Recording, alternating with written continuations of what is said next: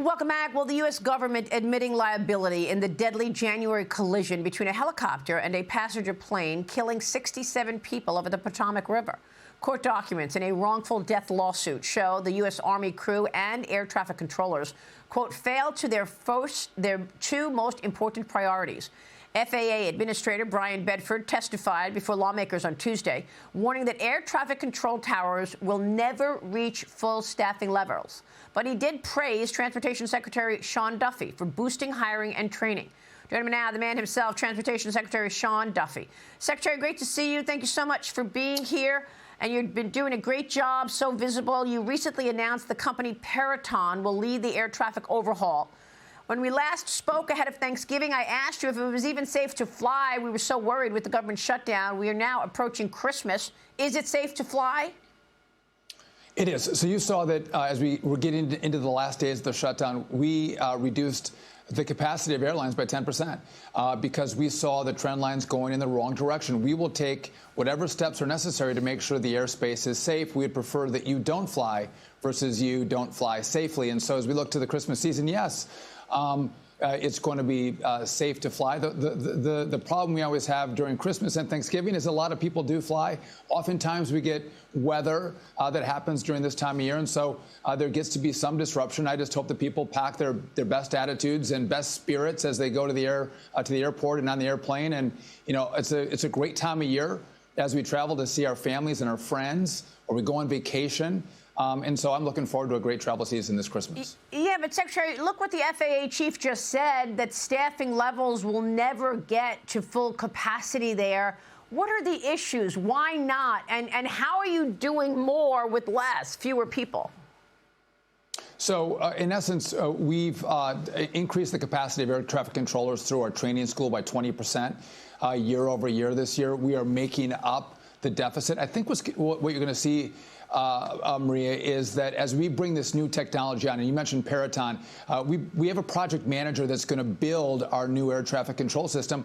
We realize that after 20 years of trying to upgrade the system, the FAA, they're great at safety. They're not great at building things. And so we're going to bring in an outside contractor to do the work for us, to help us manage this massive project.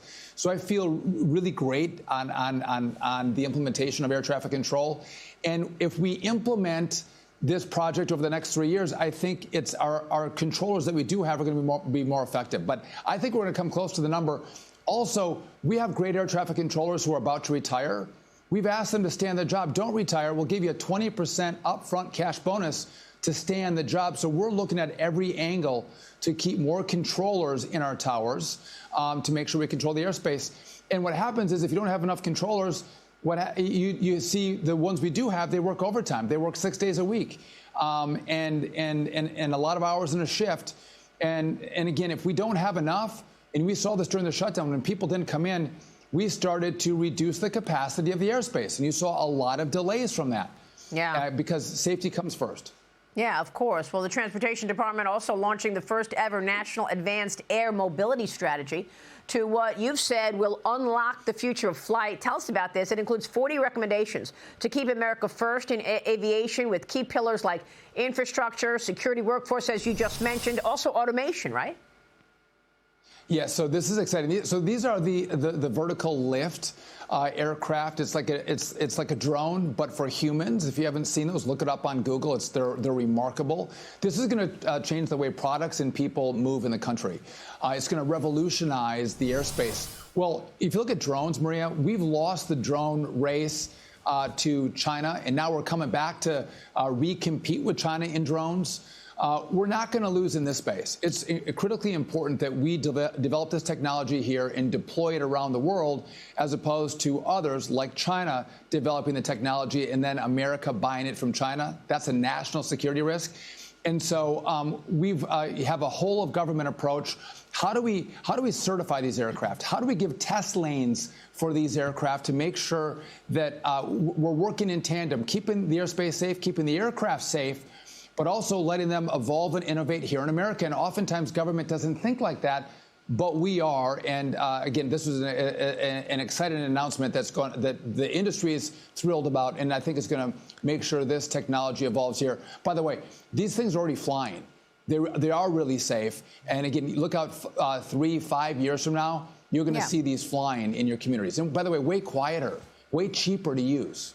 Wow. Well, look, please tell me that we are not still buying drones from DJI, which is a Chinese company. I mean, isn't it true that if a drone sees something, that if China owns it, the Chinese Communist Party can see exactly what that drone is seeing? And we were buying DJI drones for a long time. And we still have DJI drones in the military. Yeah, we've transitioned away. We've seen that as a massive threat. But even in the commercial space, the drone delivery systems, whether you're going to get it through, Uber Eats or a hot cup of coffee or medicine from the drugstore, the drones that are flying now in the American airspace is American-developed drones, right, on the commercial side. I think it's still, if you buy a drone for Christmas, you might have that be a DJI drone. But if you look at commercial and military, you do see the threat. The amount of information that the Chinese can gather if you have a Chinese drone, really not a good idea. Yeah, unbelievable. That struck me so much. Now, Secretary, the Senate confirmed Jared Isaacman yesterday as the new head of NASA. He is this billionaire entrepreneur, a top ally of SpaceX founder Elon Musk. The president initially nominated Isaacman back in 2024. Then he withdrew the pick, then renominated him. Isaacman has pitched a plan to boost competition among private sector entities to carry out the president's goal of returning to the moon before China. But, Secretary, you were the acting leader of NASA, and we've talked about it in the past. Space is really important from a national security perspective, right? Yeah, so we used to say he who controls the seas controls the world. I think in the future, he who controls space is going to control the world. And so that America continues to lead in space is critical.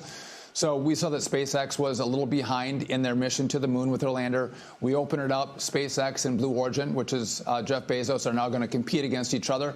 We did that. We need fission surface power on the moon. If we put humans on the moon and we're going to keep them there for a long period of time, you need to have that power. We've also started the process of how do we think about a second space station? What is the government's role? What's the private sector's role? A lot of things to push America forward. Space and the FAA, safety is critical, and sometimes they get wrapped around safety and they won't take our managed risk. All things we do, Maria, have some risk component to it. And so I'm happy. When I was there, NASA was willing to launch forward and make some bold moves and set some bold standards for America to win. If we sit back, China's going to win. China's going to win the moon. China's going to win Mars. China's going to win lower Earth orbit. We can't let that be America's future. Yeah, especially since that's where our satellites are. And we can't let an adversary take down our satellites. Secretary, it's great to see you. I get the sense that you feel better about things today after that shutdown. You feel better about travel going into the holidays next week. I do. Our controllers are back in the towers.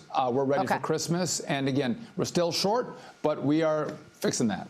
Maria, good to be with you. Thank you so much. Sean Duffy joining us in Washington. We'll be right back.